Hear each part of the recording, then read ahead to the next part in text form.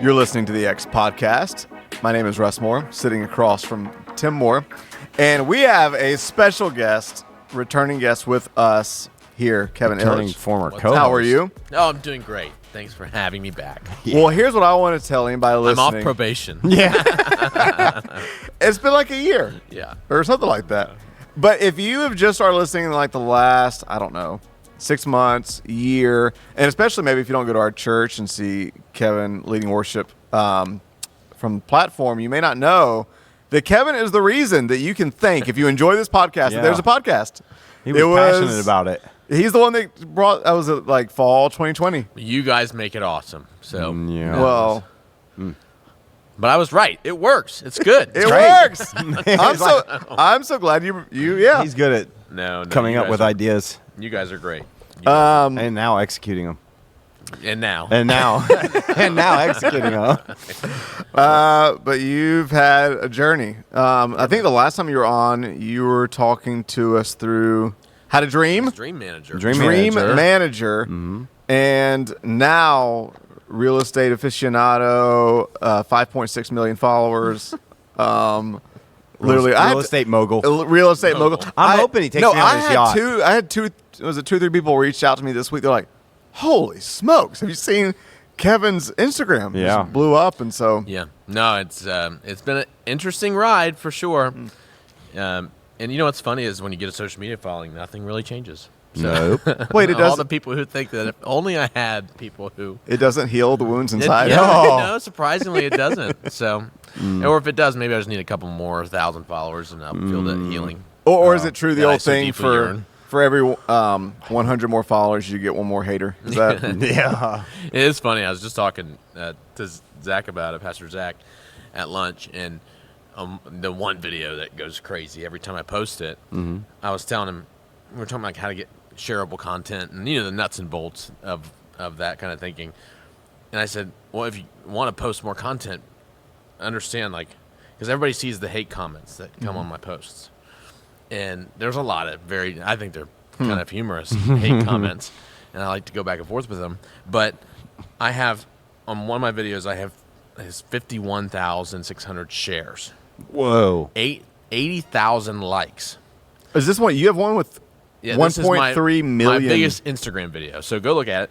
It's 81,000 likes, 51,000 shares, and 700 comments, and probably of those 450 are negative. No. And it's a crazy. Are they how you real? go, They're okay, real. well, this many people liked it. This many people liked it enough to share it. Yeah. That many people hate you. And 300 people hate me. Okay, so here's the honest. It's like, isn't it funny how you go? Yeah. And you think about the negative comments. I mean, That's all you think about, right? I mean, for me, I think it's good. Wait, how do I plays the know which one algorithm. Yeah, it well, is. I saw you did, what was it, a couple weeks ago, you had fun with it, which You I pin just it? thought was Did you pin brilliant. it? That's not it. Here, I should. Yes, I. You posted some of the funnier Oh, snarkier there, here we ones go. Oh, yeah. and have fun You have with that. I loved. 736 Okay, comments. knowing your personality, I'm really curious. Honestly, Yeah. does it bother you? No. It doesn't I mean, bother you at all? honestly, because I actually agree with a lot of the things that people say. What's funny is that video. Maybe 10 years ago, this is a cookie cutter flip indicator now. Not an expensive look, my friend, but nice contractor grade cookie cutter. My favorite thing Dang. is the people that say stupid. They just comment like, They just- you're dumb or something Yeah. like that. I don't know. I, honest to goodness, Oh. that video, and this is a stupid thing about social media. You work so hard on some of this stuff. You're Yeah. like, I'm so excited to share this one thing that I know is going to do great. Oh. And what goes viral or what gets all the action is some Yeah. that well, video. We're walking around the house. I had Jay. He was there helping Yeah. me shoot, and I was like, we need more content. I like this. Is the trim. one- I have a story to tell about it. One Let's by go. fours, Yeah. one Yeah. by Yeah. sixes. yeah. And I say in the video a couple things that are like stupid. Like Yeah. I say, you can do it DIY. Which I was like, well, That's what do DI it, stands do it for. yourself. People. Oh my It's the gosh. stupidest little things that. But from my point of view, it's like, Oh, my. especially when you're trying to grow a business or do something. I really do believe any publicity is good publicity. Yeah. And so if you're going to push my video. It is funny how you can. And then people come to my defense, you know what I mean? And so people get other people, I don't know, it's like, no, he's right, and this is awesome. And I'm not kidding. Probably That video is about trim, door casing, stuff like that. I'm not kidding you. Probably I've gotten 35 messages of people who are doing that trim now. That's awesome. I'm not kidding. It's crazy. So, Look at that. That's cool. There you I go. love that it doesn't bother you. It is funny how, like, you do notice the negative first, Oh, though. I shouldn't have done this. I've not done this in, like, 4 months, but I just went to Amazon to check my review ratings of my book. And for the longest time, not that there was a ton, but, like, it was a 5-star. And there's about 111, nothing crazy, like 111 reviews. Well, this morning it was down to 4.9. I was like, why is it down to 4.9? And I looked, and someone had gone on and given it a 1-star rating. And I was like, what the crap? Yeah. So I'm like, but they didn't leave a comment. Oh, that's the worst. And so, I'm spending like wasting 2 full minutes of my life thinking, who hates me enough to go leave a 1-star rating? Probably a former fiance. I don't have any former fiancés. Okay, sorry, former girlfriend. He's on this new thing where he thinks I've been engaged a bunch of times, and I've never been engaged once. Okay. So anyways, okay, this is a big question, but the last year of your life, I'm just curious, walk us through the entrepreneurial journey, process. Because, I mean, I feel like where entrepreneurial work and spirit goes and real estate is really mixing a lot now, and the way you do it, and just your personality, your wiring. So it's fun to watch. Thank you. No, I was really kind of got into the real estate thing by accident. Like I was doing the Dream Manager stuff, and it was before that. I walked away from staff at church and didn't know I wanted to do it and have nothing. Just trust God for the next thing. Because I was like, should I start my own business? So I tried and failed at the first one. And that's when I started the Dream Manager job and worked with Scott Thompson and that great company over there. They're just so fantastic. And then in the meantime of all that, I had some time, so I got my real estate license. And so I've always liked the idea of it, and certain people, everybody wants to buy a house, or there's a lot of cool things about it if you like design or if you like investing. There's lots of really nice things if you want to build wealth or anything. Building the church here was a big thing for me because we got to do a lot of, I got to help with design picking and some of the like stuff that, out. which I got to see the construction process and permitting and all that. It was cool. So, just kind of fumbled into it, and then I got my first client, and then I got my first couple clients, and then I had a property that I was going to sell to investors, and I was thinking, wait a second, if I think this is a good deal, then why don't I just find a way to do it? And I didn't have the money to do it, but, just got creative, and in the real estate world, it's just a blank canvas for creativity, really. You can make almost anything happen with creativity. What do you mean? I don't think most people would see it that way. Yeah, I think it's...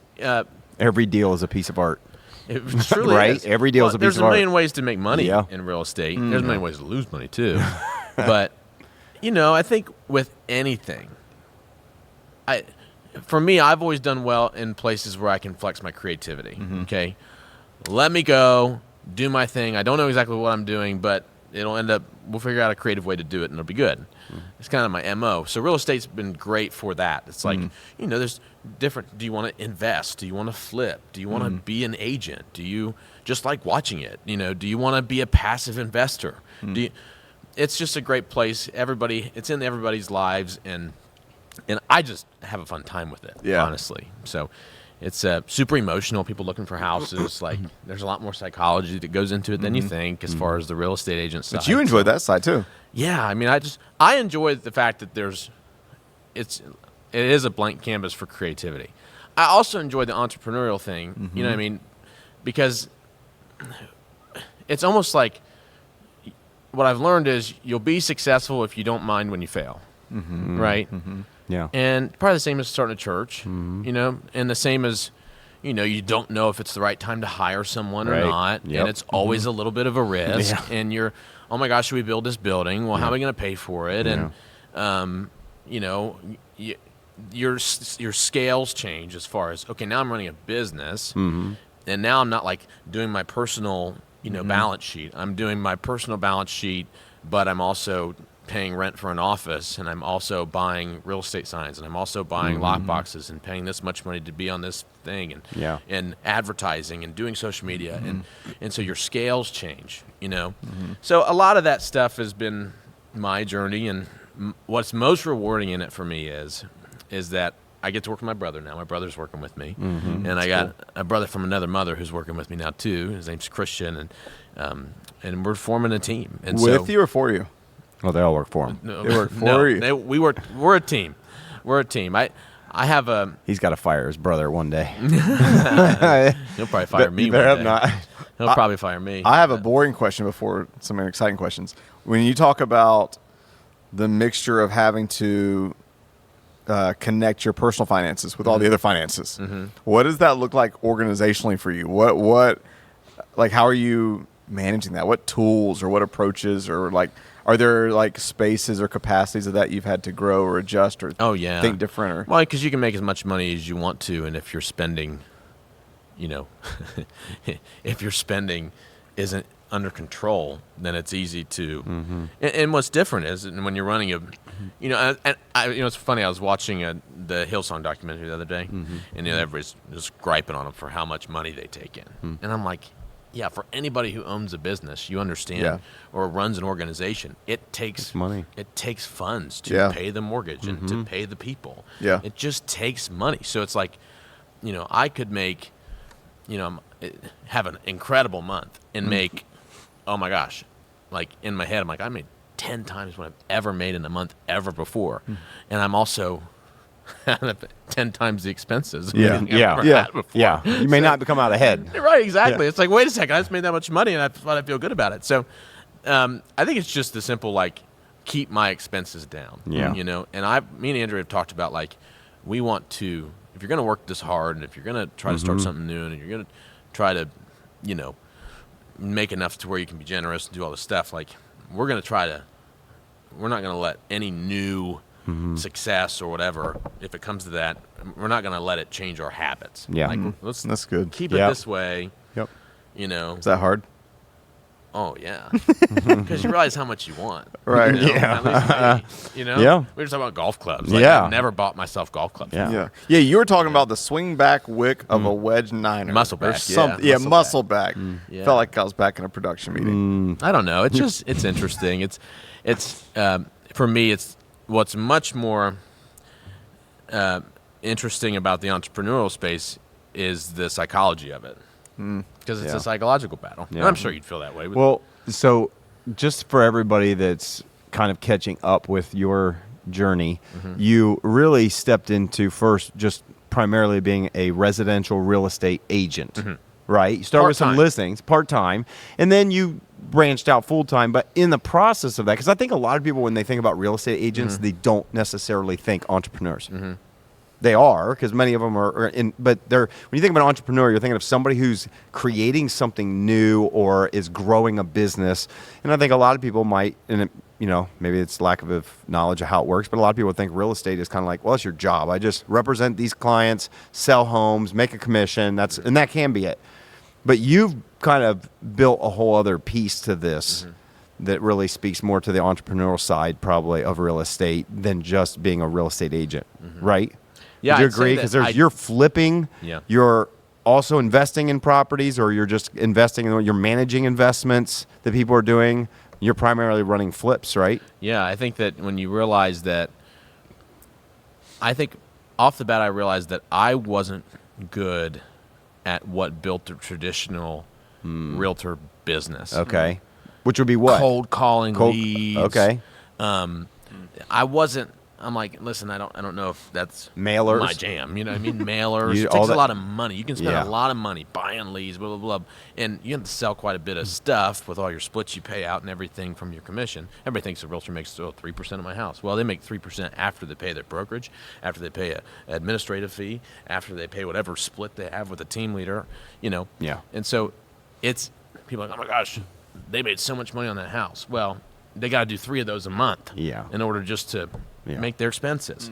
And so for me, I realized, like, if I ever wanted to do this full time, I'm going to have to get creative in how I grow my business. I need to, I don't want it to be slow. I want it to be fast. And so the way we've done it is by trying to create our own inventory, right? So hard to get a listing, all right? So hard to, you're a new agent and you're trying to convince somebody that, Go with An unproven work with name. me. I've never done this before. Yeah, yeah. Or work with Pick me, I've done it once. Or work with me, I've done it twice. Like, why would they work with you? And so my thing was, I wouldn't work with me right now. And so how can I prove to people that I know what I'm doing? Yeah. And the answer was just to do it, right? That's good. So I'm going to practice on myself. I'm going to buy my own houses. I'm going to learn how to price my own houses. I'm going to go through my first couple transactions on my own, work with, and so that was really the initial thought was like, one, I want to invest in real estate, and two, I want to flip houses. I want to do these things. But two, it does help you learn. It's like buying your own education, and hopefully you get to profit from it too. That's cool. Yeah. So that was the original part of it, and I think that, in essence, a lot of that has worked as far That's as, good. I've only been a real estate agent for probably 15 months. Okay. We did $5 million in total volume that first year. Yeah. And then this calendar year so far, we've done I think by the end of the month or something, we'll have done over $3 million already. Wow. That's from February to now. Yeah. And so it's resonated, and what I think the challenge that we're facing right now that we're actually get really excited about is that the market is super suppressed, and not a lot of people in this economy in any sector are like super thriving. And so we feel if we can build a thriving business in this environment, high interest rate, a lot of uncertainty in the world, like that's the challenge I'm excited about right now is like, let's get market share. Let's do that. So it's fun. On that note, I'm sure I could get you on a soapbox for this for a while, but I have banker friends. For a while, I think. Can you send me their number? Yes. Well, so like a year ago, I for a few months was like house shopping, and then I went on vacation, came back, and forgot about it. But then the other part of it too is interest rates kept going up. Yeah. So I had some people in finance and in the banking world that were like, "Yeah, not a good time to buy," but then you are a super optimist. Oh, yeah. And I've watched your videos. It's like, no, like don't fall for that. So if you were to get on, a soapbox for a moment, what would you say about this whole thing of it's not a good time to buy, it is a good time to buy? Yeah, I think the person that really made me go all in on that optimistic mindset of this housing market is Dave Ramsey. Really? Yeah, because he's super conservative about all this stuff, and so I think you measure his opinions with the more optimistic people. But Dave Ramsey's like, listen, you buy the house now. You buy the house now, refinance later. Sure. Because here's one economic reality that we find ourselves in right now is that there's so much more demand for new housing, and there's not enough new housing. So we would have to, and this was pre-interest rate hike, when everything was hot, we would have to build houses as fast as we've ever built houses for the next 10 years to catch up to the current demand. Well, what happens when the interest rate goes up? When the interest rates go up, builders stop building. So they're building at 25, 30, 40% as things will come down a little bit. That's the rate that they're building houses. Buyer pool's growing. The supply is not catching up. And then you've got, on top of that, you've got this high interest rate thing, which my interest rate on my house is 3%. Okay? I'm not selling my house. I know. Mine's 2.5. I am not moving. I'm not moving. Why would you go and pay 3 times more for your mortgage? I'm not doing it. It's stupid. Yeah. And so now you've got all these people who bought over the last 3, 4, 5, 10, whatever years, or refinanced, that they're just locked. So that takes that sector out of the market. So right now, there is less houses on the market in Columbus, Ohio, than there was in November, and then there was in November, and then there was in December. Those are the slowest months, and that was after the interest rates started to go up. There's no inventory. And so, yeah, that's my soapbox, is just saying it's a great time to buy, because guess what happens when interest rates come down 2 points? And all the pent-up people, like you're in a phase of life, we talked about, maybe one might want to be downsizing. All your kids are moving out, right? Your grandpa now. Now. I am. You know what I mean? And like it might be the right time to just have a Eventually, smaller yeah. house, right? So, when interest rates kind of normalize, Then people a little like bit, me would go, oh, let's consider moving now. consider. And Yeah. so for anybody that's listening that's not from Ohio, what's about to happen with Intel and Google? Yeah, it's about to get crazy around here. That's for sure. So, Intel slowed down for some reason. Well, it's I one of think the construction fastest. right now reason, I mean, Columbus but is one of the fastest growing cities in the Midwest. It was hands- in the Midwest. I think only. now it's one of the top growing cities in I the agree. country. it's the top 5 real estate market for sure. It is. I just met with a commercial real estate broker. He's kind of works with national companies, and he said from his perspective, not the residential, but the other side, he was like nothing has slowed down at all for them. He said you would think with interest rates, with all that stuff from the commercial, and his perspective is because here's what you always have in markets like this. The people with money, which is the people he works with, they're the ones that own 15 franchises of this, food vendor, 10 of these, whatever. The ones with money all know now is the time when you start buying up. No, yeah. They all know that. And so whenever stuff dip, that's when the people who have cash and have money, they go to town, and that's how they get really rich. The fear index. That people are Yeah, afraid. Yeah. And he That's told when me, you he go. said, in this climate, I was just talking to him, and the market the way it is and all that, he said, I'm telling you, it has not slowed down one bit for all of the business he's doing. He's not doing residential stuff. He's doing more commercials and bringing national companies in and all kinds of stuff.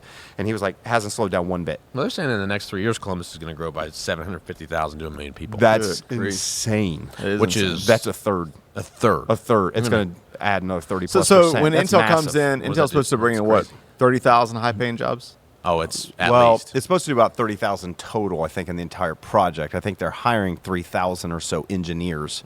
They're all supposed to, like, on average, make like 130,000 a year or whatever. That's insane. Well, you just look at the basic. I mean, around here, I think it's true about most any market. The markets that are going to struggle are like the California transplant Yeah. markets that during COVID, everybody moved from California. Their prices artificially rose. So, I don't know. Around here, I think it's interesting. But what's been fun is to see how many people have an interest in investing in real estate. Normal people who just, Yeah.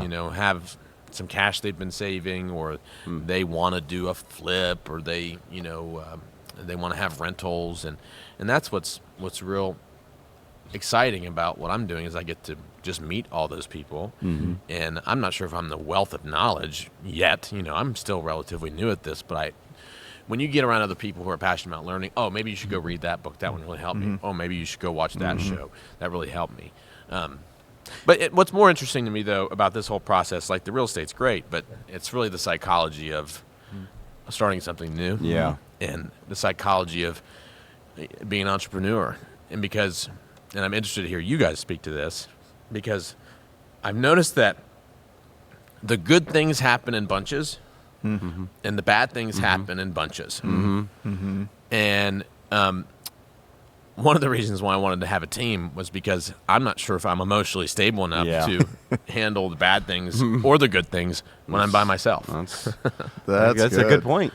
Now, I just wanted to know from your perspective, what? throughout the course of starting the church and you're an entrepreneur in your own right, like how have you navigated those moments, and do you even find that to be true? What, they come in bunches? It feels like seasons. It feels like there are good seasons. And then you look back and go, that was a really hard season. So they probably do seem to flow. Because a lot of times they're connected.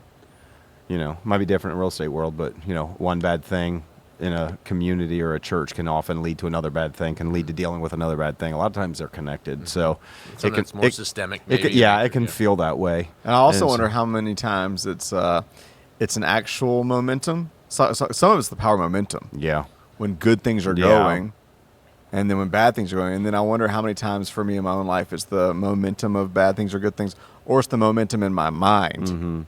In my mind, I create a negative momentum from one bad thing, and then it's hard to get out of that. But yeah, No. What have you? So I think I know you well enough to know you having a team is probably a really smart move.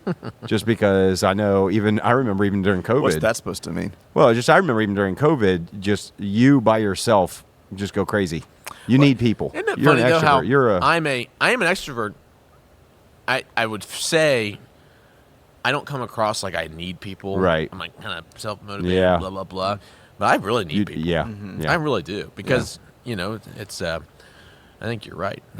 And you measure your life a lot by the quality of the people Yes. around Yeah. you. And so just having them around me, Yeah. like, I think it's amazing. my view of watching you is, I think it's seeing this perfect blend of a lot of the, I think, unique things that you brought when you were on staff here. I think you definitely have a very entrepreneurial spirit. And I think as I see you now, even that could be somewhat limiting in the role that you were on when you were on staff. Like, it's hard to find that kind of thing in general. You know, you're the person either starting a church or you're helping build something, and you're not risk averse.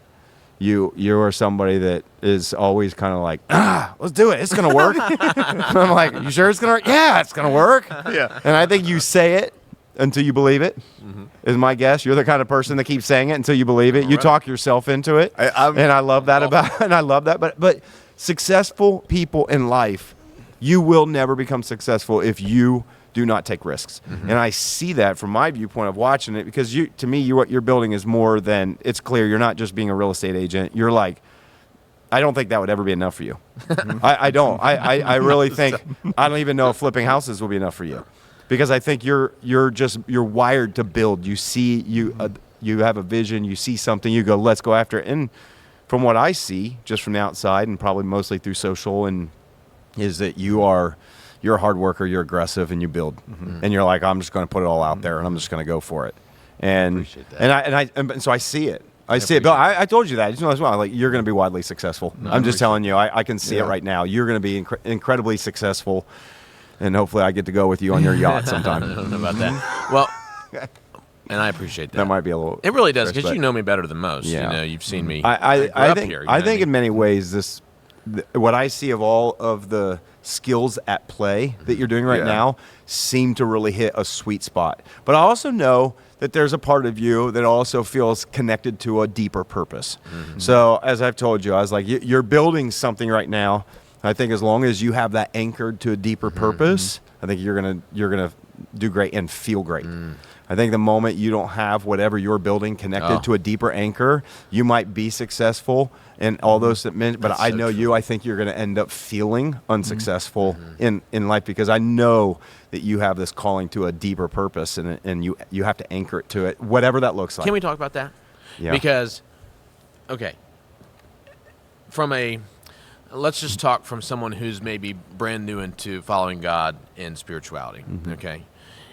The path seems like I'm going to meet Jesus. I'm going to grow in my relationship with God to the point where one day it'd be my dream to serve in ministry. Like, that seems like the ultimate spiritual goal.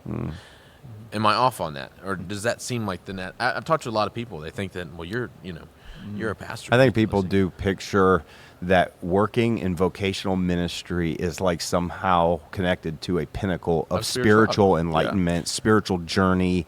You must be so close to God because you were in ministry, and that must be the ideal. And I know a lot of people who think that way. Yeah. And I, for sure, I definitely thought that way. I even thought when I was, a pastor on staff here that it did feel like the spiritual pinnacle. Yeah.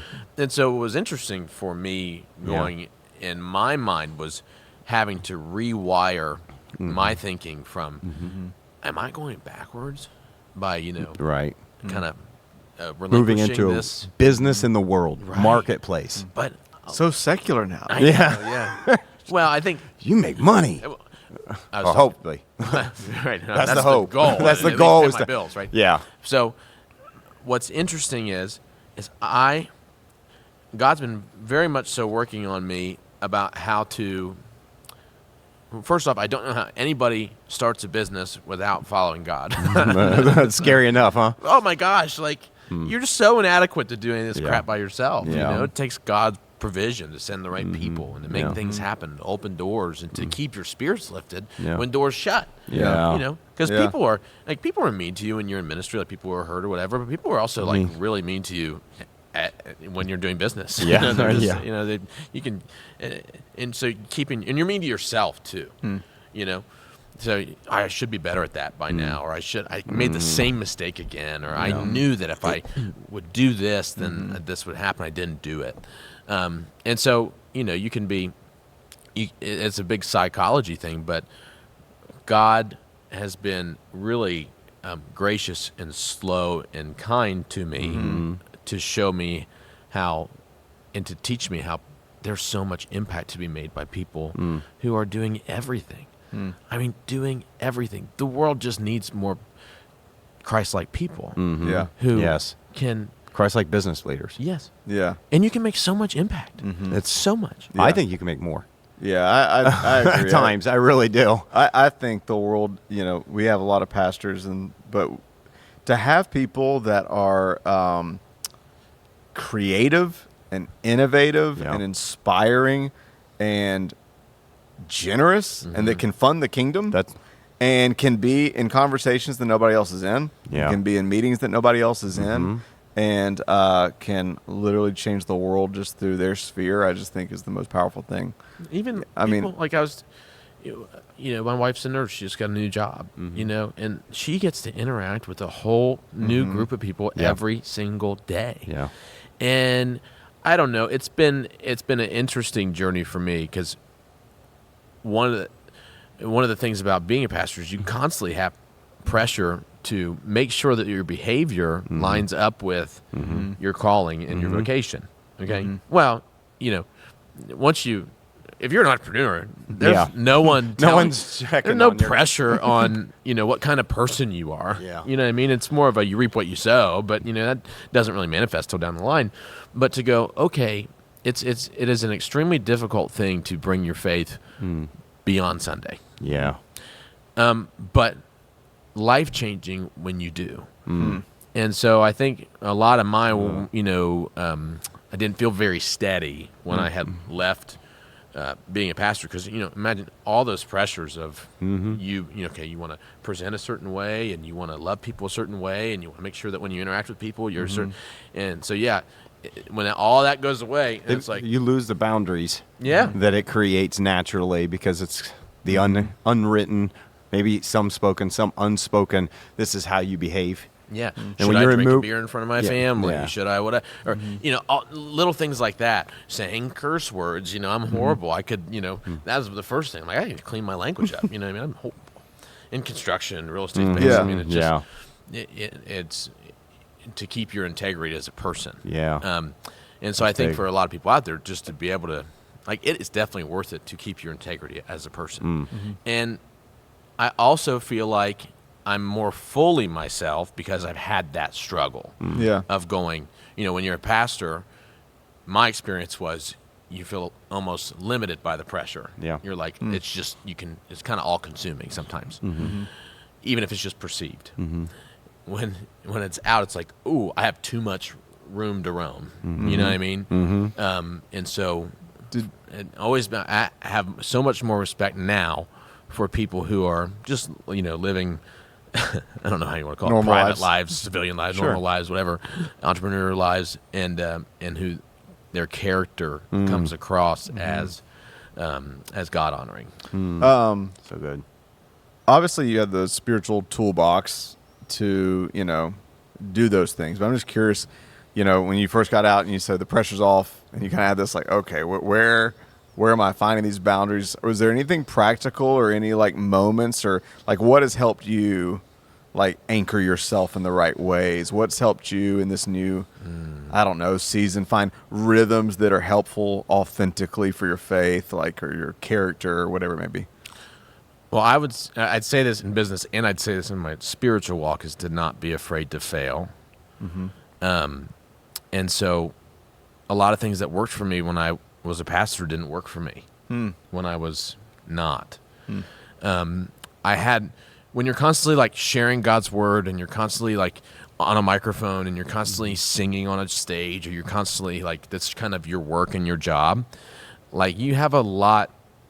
It's a different walk with Jesus. It's it is for me, but the for me stuff can sometimes be a byproduct of what you have to do for the work of it and for the sharing of it, and that's the ministry part. But it is. It's hard for a pastor to not see the Bible like your workbook. Yes.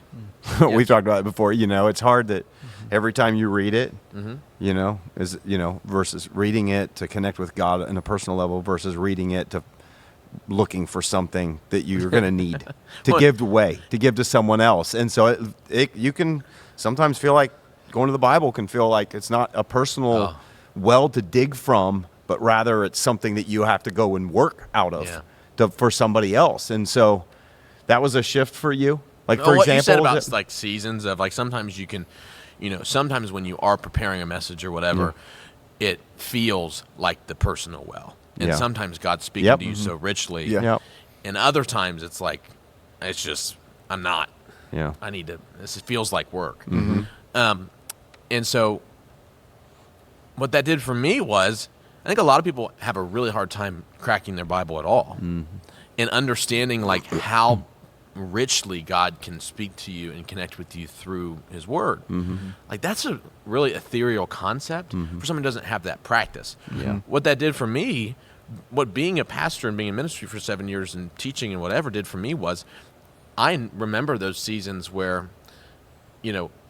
where God was just downloading stuff in me. I just felt like I have to read my Bible because I'm just getting like this is revelation in my life and I got to do it. And so I had those seasons to draw from, so I know what it can do for you. And then go through the wondering of like, oh well, was God just doing that to me because I was in ministry? Blah, blah, blah. And so now a lot of that's starting to come back, and just to go. God's love for me and his desire to teach me things has zero condition on whether or not I'm like I get paid from the church or if I own my own business or it's just zero conditioning. And that like God has spoken to me about parenting, and God's spoken to me about grace, and God's spoken to me about his timing, and God's spoken to me about what it means to like love. Okay. All these things that God's spoken to me recently about, and probably for 2 years it was really hard for me to get anything from Scripture because I didn't, I wasn't as consistent, or I didn't feel like I had a reason to read it, and that sounds so stupid, But I think the biggest thing for me is let God be open to God slowly moving you from one place to the next, because for me, I think there was some identity. Like I needed God to help remind me who I was, because so much of your identity for anybody's wrapped up in what you do. And so for me, it's like, am I having an ego crisis? Am I, I failed at that first business thing I started, and I thought I was going to work at that company for longer than I did, and now I'm doing this. Am I just like, do I have multiple personalities? Like what's wrong with me? Is there anything wrong with me? And all those really deep, dark thoughts that you have about yourself. But God's been very gracious, very slow, very steady. And now it's amazing how God can use time, right? And so now I'm more excited about following God in my everyday than I maybe have ever been. That's awesome. Because and little things have happened, and where you see, okay, this really cool thing happened. Maybe God caused it. Maybe God didn't cause it, but God will use it. Okay, I have this video that gets 10 million views. Okay, that's cool. Where I can now, when I reshare church content, it goes farther than it ever did when I did it full time. Yeah. You know what I mean? Or pretty amazing. If I share a scripture, or if I have an interaction with somebody. So it's holding it with not a loose hand, but a holding it lightly, to where it doesn't feel like I'm condemning myself every day for not studying Scripture like I did when I was a pastor, and going, okay, God, show me this, and if something bad happens, I'm going to turn on some worship music, and I'm going to, walk through that with God, and I'm going to pray, and I'm going to ask God to show me what I need to learn from this. If something really great happens, God, thank you, God, this is awesome, and I never want to forget that this good thing came from you. So. That's so good. It's really, really good. I think probably a whole lot of people listening, watching can relate to that. A lot of hard days to get to some of these conclusions. Well, if you feel comfortable with one thing you said, you talked about maybe some of the mind games or whatever from one of the first businesses you started that maybe didn't go the way you wanted it to. But I remember a season it felt like not to put words in your mouth, but it maybe felt like a dark night of the soul, wrestling through, okay, well, what is the thing I'm going to step into that's going to click and feel like this is it? And I agree with him. I just feel like the way your mind and entrepreneurial spirit it goes, you're never going to be static, which I love that because that means you're always growing and you're always trying and you're always, and I don't know if anybody caught one of the things you said early in the episode, but I think it's so true. You can know that you're truly living and moving towards success if you're also willing to fail. That has to be part of it. But I'll tell you, I was talking to my dad about this the other day. When you hear people talk about failure in the entrepreneur, you fail forward, and it's one thing to say that, and it's another thing to feel like I have a potential deal where if I fail, I thought I was going to make $150,000 on this one deal in a couple months, and actually it could cost me $50,000. Okay. Yeah. I told my wife we could possibly make $150,000 in a month, and actually we might owe $50,000 in a month, and I'm going to have to face that music, and will she not trust me? So, that's the nuts and bolts of going, but deal with failure, fail forward, it's okay. Sounds sexy, but it's not. I actually it's screwed scary. up. yeah. Whether it doesn't even matter what it is, it's like to sit there and go, I really screwed that one up, or what did I do wrong? To not ascribe it to this is who you are. Yeah, that's good. Right? Like you are the failure. Almost having this, I almost call it dumb optimism. Sometimes it feels dumb to be optimistic because you did make a mistake that led to this outcome, or you didn't execute. And so it led to this outcome, or you went in over your head and it led to this outcome, and it is your fault, but you can get better. Yeah, that's good. You know what I mean? Well, you're just paying for your education. This is your college. You're paying for your college education. It's just not a college. Right. That's how you learn. Yeah. You're getting wisdom. Yeah. And sometimes it's through failure. But but is there anything you'd forward. speak to through? I don't know if it was a month or 5 months that. I guess I don't know if you'd call it a dark night of the soul, where you're wrestling through the in between season. I think it was. I would say it was mostly an identity thing, and I would say I didn't realize how much. And maybe it's a human nature thing. How you can envision what your life is going to be, and you learn how to envision something that you're going to love. And then you feel like God tells you, that's not going to be it. And you're like, oh, okay. But I loved that idea. Yeah. And so he moves you on to the next thing.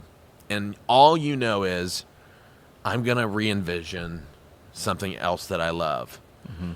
And then in a couple months, it's like, it's not going to be it. Like, it's definitely not it for you. And you're like, oh, okay. And so then you do it again. And then you do it again. And it's like, it's taught me a lot of just like how to not care about what other people think of what you're doing. Because I truly felt like I was following God at every one of those steps. Okay.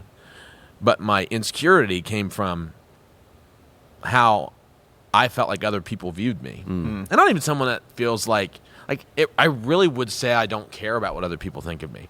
I care about how my integrity comes across, and to go, well, people gave money to support me to do the first thing, and then I could see how they could think I gave up on it in 3 months, but they didn't know I was depressed and way too lonely and isolated. It wasn't a healthy place for me. I needed to move on to the next thing, and this was a better opportunity. Okay, or they didn't know what was happening in my family, or they didn't know what happened. Okay, so and having to wrestle through all those things, and also like not being successful, like at the that's that dark night season for me. It was all of those things, but I felt like it was God more unraveling a lot of deeply tangled things in me that hadn't been addressed yet or had been built up over time. So now I look at it with a lot more grace, but I think at some point you just have to, like, God loves you so much that he will patiently walk with you to undo these things, even if it takes months and then more months and then more months. And then you can get to the point where I feel like I am now, where I just feel like so blessed to be in the spot that I'm in because I love my church. And, you know, I love like the role that my family has the opportunity to play in the local church, in our church, in the Yeah. church that we served in. Yeah. And I see now how it's so rare for people to walk off staff and still be a part and just to actually still love their church. Yeah. Yeah. Well, I was going to say, tagging on some of the things that, Pastor Tim was saying earlier, that's just been so fun to watch your journey. And I just use a church. You guys have taken a lot of crap from me, by the way, over the course of this journey. So, You think so? well, I'm glad if you don't feel like that. But I don't feel that way, but I will say, I think that, to use a churchy word, I echo everything he said of just your gifts, and it's just so fun to watch. But I, kind of speaking to what you just said, it is rare for people to step off of staff and not just not go to church anymore, but especially go to the same church. But it has been, and I'm sure, look, anybody that is a human being has an opinion. If you work in a church, you definitely have some opinions. If you're any way wired, the three of us are different, but if you're any way wired like the three of us, we have strong opinions and we're passionate. But to step back into church and to see how you and your family have walked out, like every other week, you're leading worship on Sunday morning. Your wife is leading worship.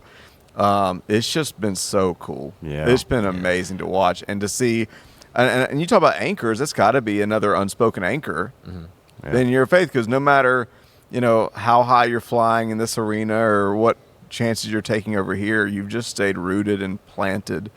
And it's just been really cool to watch. it's just not easy to do. Yeah. It's not easy to root yourself in the church, probably for anybody who goes constantly. Yeah. There's always that image. I think you shared a message maybe one time. Somebody shared a message about a palm tree, right? Yeah. And talking about the roots. Psalm 92. Yeah.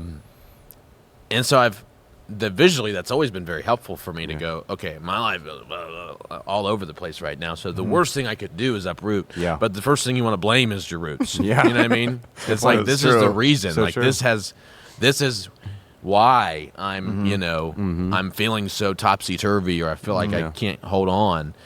And so, like, it's just so uncomfortable to, like, thrive in church and then feel like you're going through, like, there's nothing crazy going on, but you're just struggling. And you're in the same environment.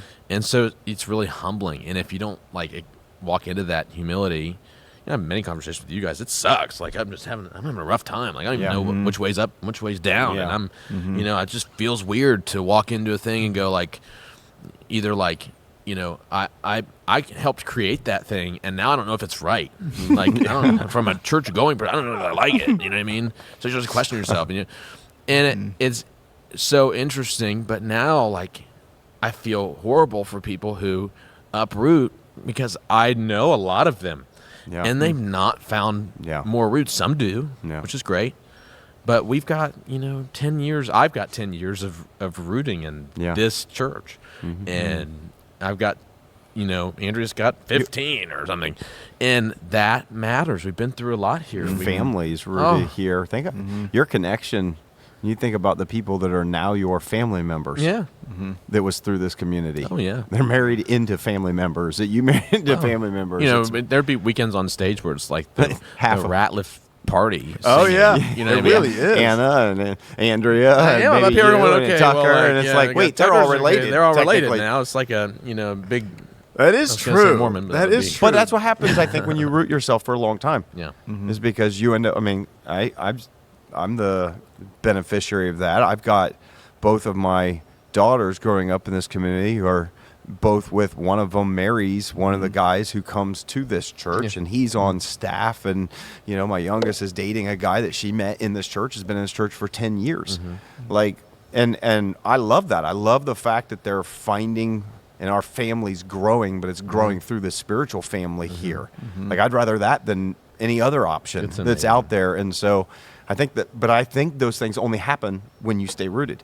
But when you what hop the dialogue around, you never is- get a chance to see what fruit will bear from The it. hard part is that you only get to enjoy the splendors of it if you go through the hard times of it. It's true. And so we've been through multiple hard seasons. Yep. Where whatever it is, like, it sucks what's happening and people leaving and whatever controversy or systemic change we need to make, and or you find yourself in the middle of something, or you're just having a really hard time, and there's depression, there's anxiety, and there's mental things going on, and then there's family troubles, but that's what makes it so rich. Yeah. Yeah. On the other side of things, I'm just coming out to what I feel like is okay. I'm gonna be okay. It's cool. God, It's and I good. think that's what God. And I have probably been more successful than I thought I'd be, like in the natural realm, in the first couple months. But just now, spiritually, I feel like God's going, "You're gonna be just fine. Like, Oh, that's cool. Yeah. you're gonna be fine."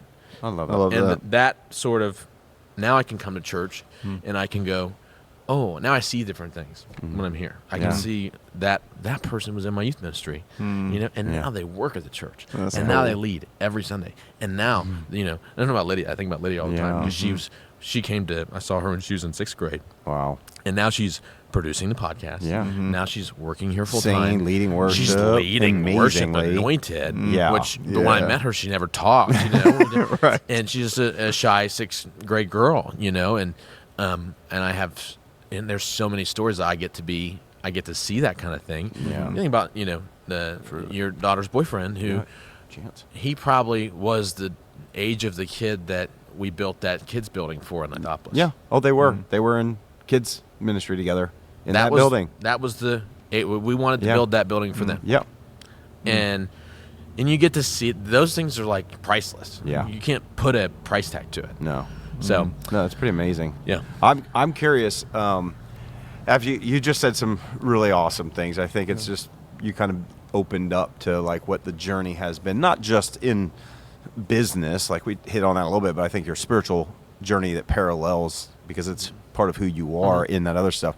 So I'm curious. You mentioned identity. How would you, through this process of kind of coming on staff really young and kind of like as you gave your life to Christ and then kind of like felt called to ministry and we're in ministry and served in so many different aspects and then stepped off and tried these different ventures and kind of, I would say, seems like it kind of maybe found your lane right now, at least, in what you're doing. In all of that, and you talked about identity, how would you identify Kevin today? If I were to say, and I know we don't like to use labels, but for even where you are right now, how do you picture Kevin today? Yeah. What's that identity?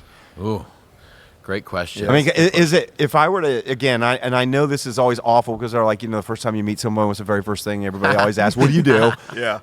And so throw that out for just a moment because I want to ask, when you think about Kevin today, see, before you would have said Kevin, Pastor Kevin. Yeah. You would have said Kevin who's trying to do this business venture. Is it Kevin the real estate agent? Is it Kevin the... No. Do you see, that's what I'm saying. I think want it's- people to hear because I'm hearing it through what you're saying, but I want people to hear because I think what I'm listening to is somebody who is finding himself apart from what he does. So what I want to be known Yeah. as what Yeah. I'm working towards. Yeah. My mom always told me, you just love life so much. And I want to, and then as I, there's seasons of life that I love, I want to be the infectious person. I'll say, I want whatever I'm doing to look like I'm going about it with ease and grace to the point where people feel confident enough to try it or do it. Of course, not everybody's going to be a real estate person, Right. but like parenting. Yeah. Like I want to parent with grace and ease and joy. I just want Kevin who loves parenting, but knowing that it can be super, super hard. But I Yeah. love the challenge, right? I love the challenge. Kevin loves taking risk because what's life if you're not taking risks? Yeah. Yeah. Like, what is it?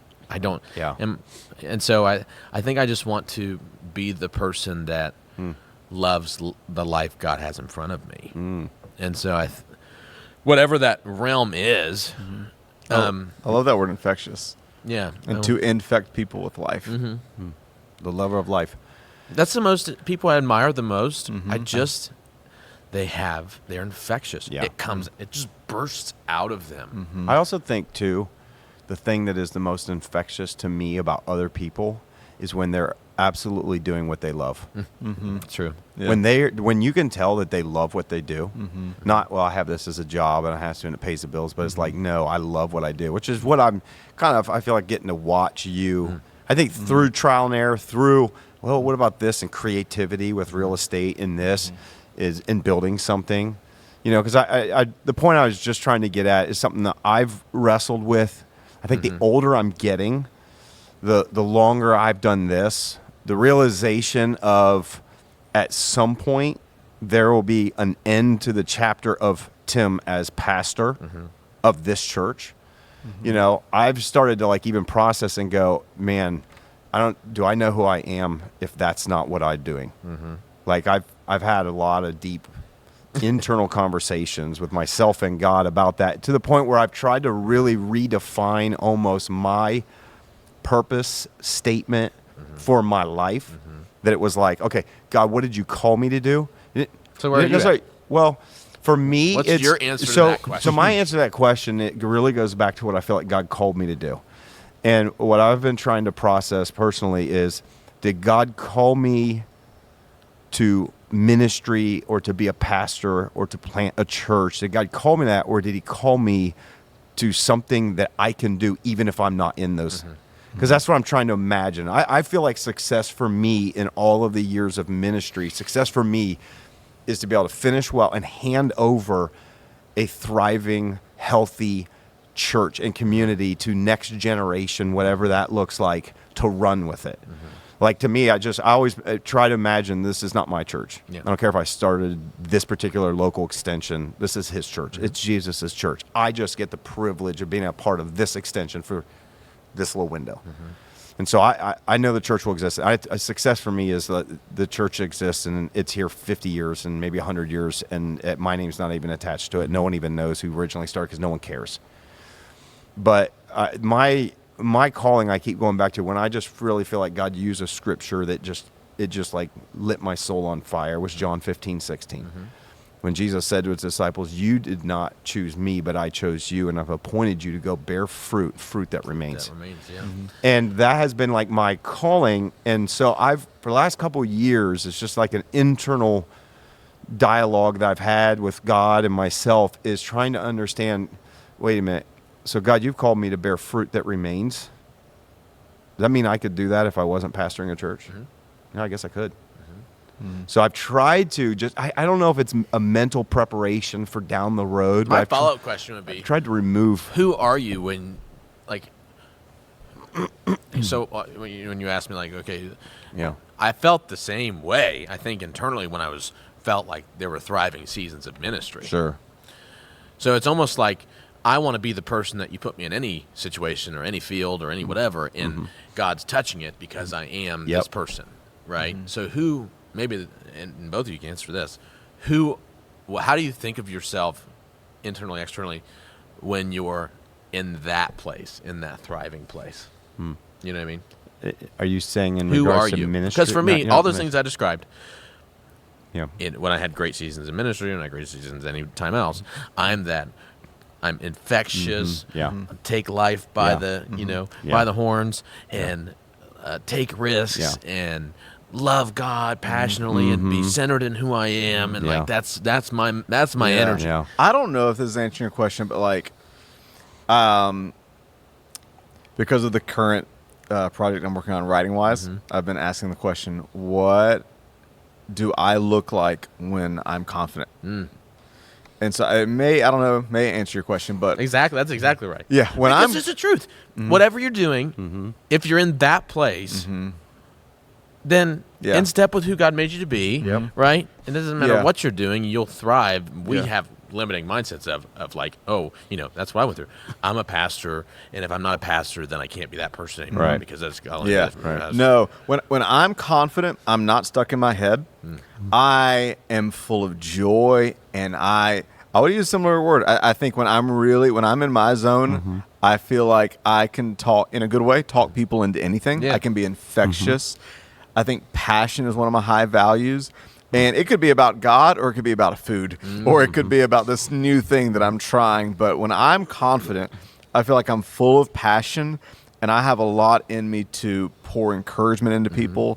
I feel like I can encourage, like functionally, I feel like what I'm put on earth to do is to communicate through speaking, to communicate through writing, and to help lead and develop. I feel like functionally. But when I'm really alive, it doesn't have to be in a ministry setting. Like, it may be to write books, or it could be like one of the greatest compliments I had was the morning before I preached a couple weeks ago. One of my friends from Atlanta, I'm like trying to get all my notes together, and I'm cooking eggs, 5 a.m. in the morning before I come here. And she sends me a text, and she's all discouraged because of blah, blah, blah. And so I just sent a quick text back. She's gone through chronic disappointment because she can't get her eating habits together, and she's down on herself. I'm a failure.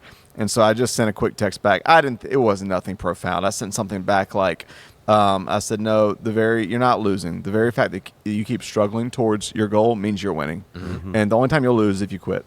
And she wrote back and she said, I've not been able to be encouraged in weeks, but I swear you could convince a dying man with his gasping breath that there's hope for him. And I didn't say anything profound, but for me, that's like, when I'm fully being myself, when I'm fully alive, I do think I have that gift. And it doesn't matter what you do when you're there. If you're right, if you speak, if you're a pastor, if you're a realtor, if you're whatever, if you're there. So what do you like when you're there? I think we're similar in some ways. We're similar in some ways, but like you have I want to hear what you feel like you're at when you're healthy. I'd say out of all of us, you're probably the most consistent person. Yeah. I was going to say a couple words come to my mind. I think I'm more of I'm probably more of a steady. I think one of the things that I want to come from my life, and it's part of, I guess, the method of bearing eternal or lasting fruit is inspiration. It's different, but I want to inspire people to believe God for greater. I want to inspire people to believe that God can do the impossible. I want to inspire people to take a step toward Him. So, like, for me, and that can happen in many different ways. I don't know if it's just getting older and starting to think and feel older and having a daughter who just had a son. And so now, you really just start kind of, you're like, my life is almost over. What am I doing to wrap this up, God? And so I don't know. I don't know if it's kind of, I've never really had, like, I would say as much of like a midlife crisis. I almost like am so bad that I'm steady that a midlife crisis seems almost like, like that's outside the box. Like I don't want to do that. But I've had. I love your new motorcycle though. I don't have one, but it's like an internal emotional midlife crisis has been baking for a while, and I'm like really trying to process what that looks like. And so for me, I think I want to inspire people with words. I want to inspire people with consistency. Yeah. I've always been like a big driver for me, and maybe it's part of what fueled communicating and all this, is that I fell in love with Scripture years and years ago, and it's always been one of my greatest motivators is I want to help other people fall in love with the Bible. Yeah.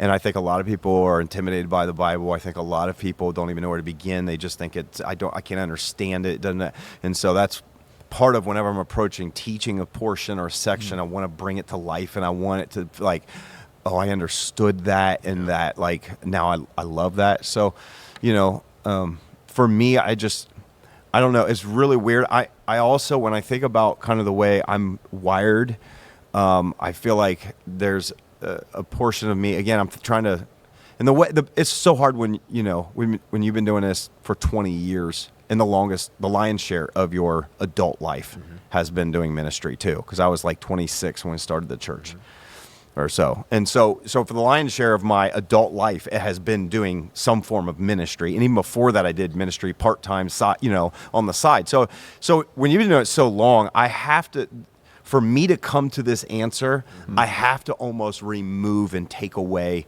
Your life. the whole entire platform, the church that I've spent 20 plus years building. I have to take that away to try to peel back and get to, Tim, who are you? Oh, it's so hard. And that is really hard because there's over 20 years, I think, of this and of most of your adult life, it really has become second nature to my identity. Like this is who I am. And so I'm so mad at you because you were so consistent. I mean, you have always been, you just are like you've been doing. He's a machine. And he is a machine. same workout, And I was eat the same workout. foods. I eat the This same. dude.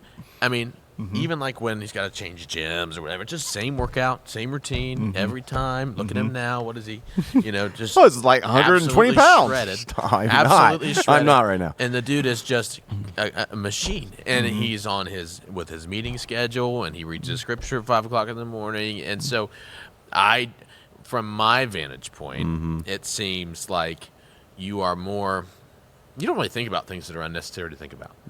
Seems like you just kind of deal with what's in front of you. I think about a lot of things that are weird, but yes. But yeah. Well, but they're rabbit holes. Yes, rabbit holes. But You yes, definitely I don't spend a lot of energy on things that probably aren't moving toward the purpose of what I'm doing. You set your mind Set straight direction and and walk go. that way, and now it seems like you got a little more time to think about all the other stuff because your kids moved out, and whatever, and you're a pop, and I'm very interested. I think me and Russ are more like ethereal, have a lot.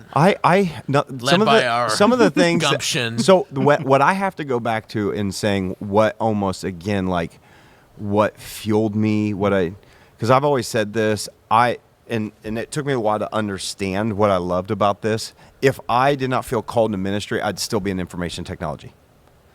I loved that field. It was like a sacrifice to give it up. Like I absolutely loved it. What I liked about the environment was it was dynamic. Every single day was something different and a different problem to solve. I like creating solutions to problems. I like fixing systems that are broken and that are not efficient. Y'all know my love language, efficiency. It is a weird love language, efficiency. So when I think about those kind of things, and again, it's a mental game for me because it's so long to go, okay, someday hang up this hat.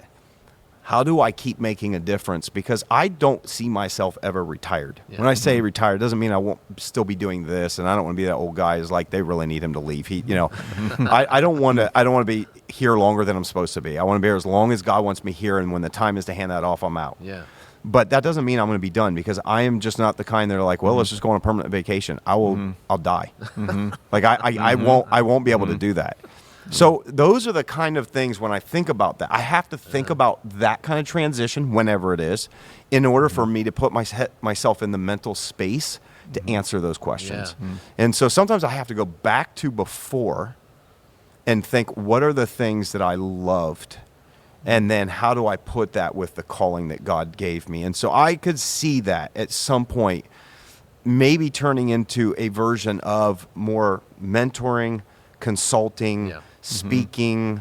I want to continue to write. I think writing for me has been, as I've gotten a little older, it's just another medium to do what God's called me to do. Yeah. It's like, how can I help inspire or produce change in people?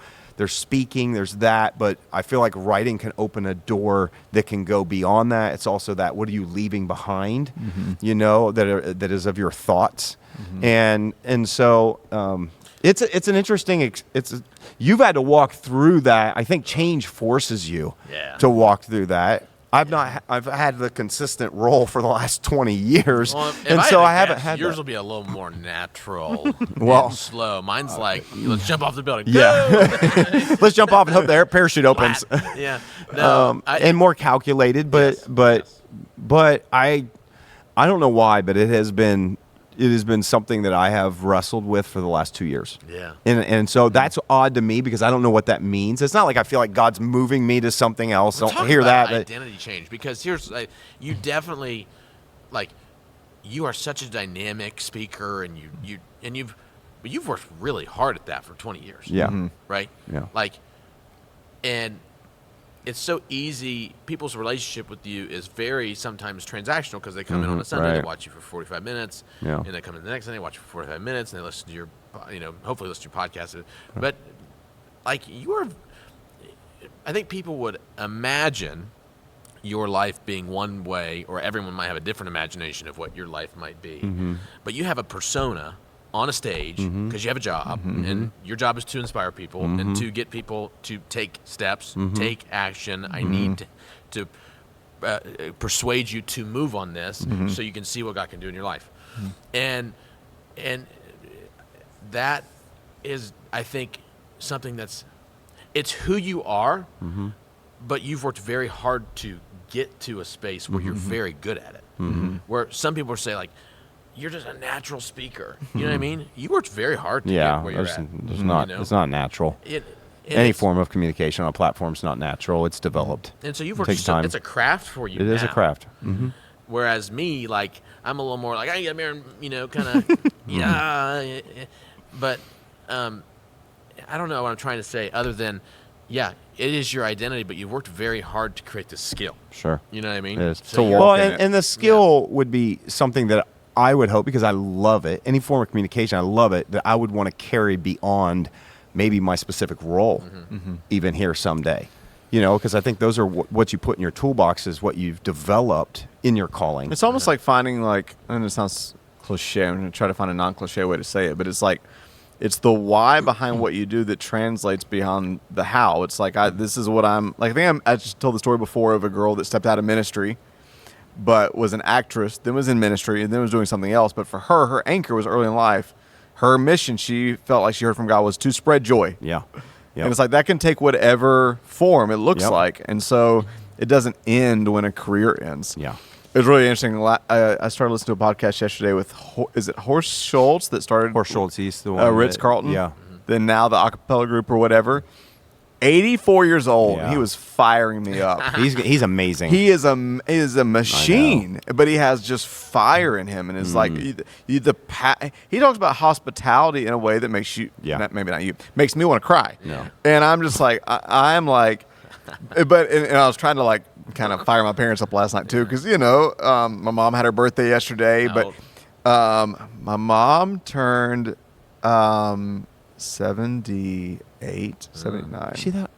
I wouldn't think she's that old. Most people I think would she's 15 years younger. Yeah. My parents age really well. I hope Wow. I get my aging from my parents. She had you when she was 25. Something like So that. you were. Well, my sister was 14 when I was born. Oh, wow. They're older.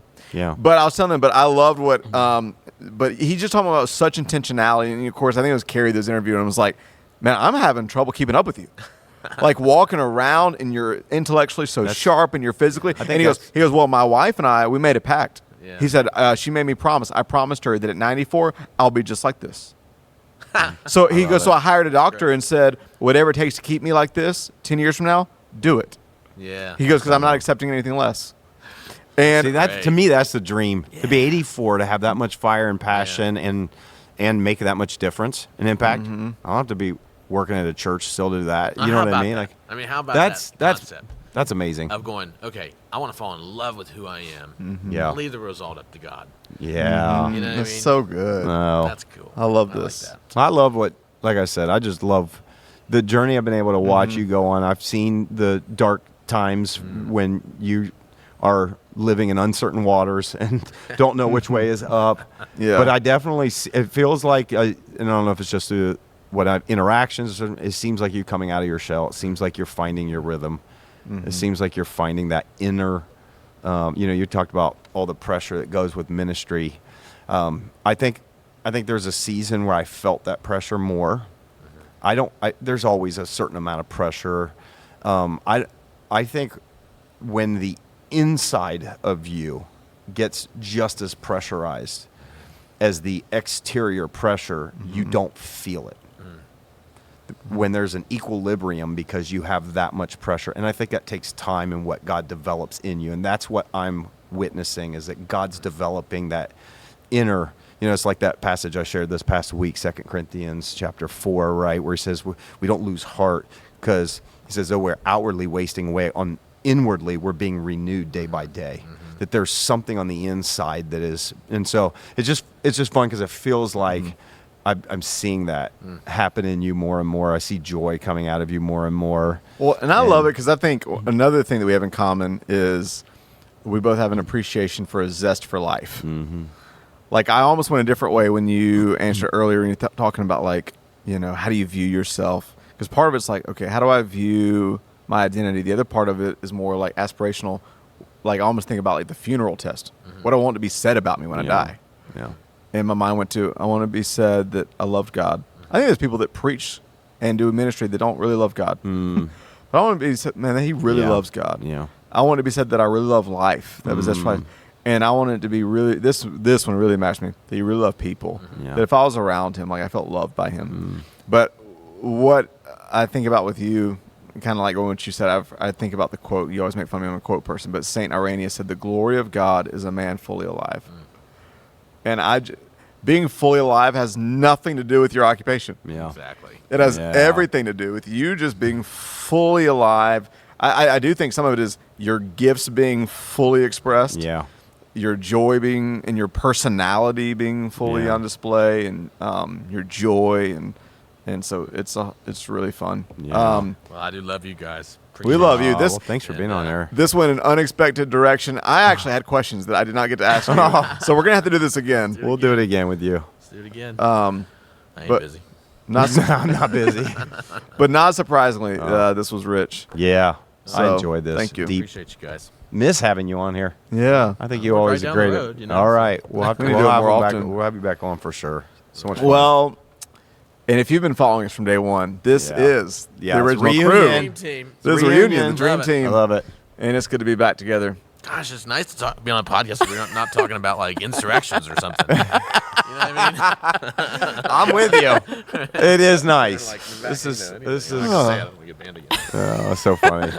Hey, one of our podcasts got taken I down. know. I heard. Oh I god. was about to say something, but I don't want you to get another strike. Yeah, we don't want another I strike don't have from to go YouTube. on Rumble, Oh my gosh. you know, or Twitter. Yeah. So funny. Oh, I want to ask so many questions now. All right, we're gonna have to do part 2. Yeah. But thank you for watching the X Podcast. As always, rate, review, subscribe, and send any questions or comments into podcast@thex.church. That's podcast@thex.church. Until next time, we'll see you next week.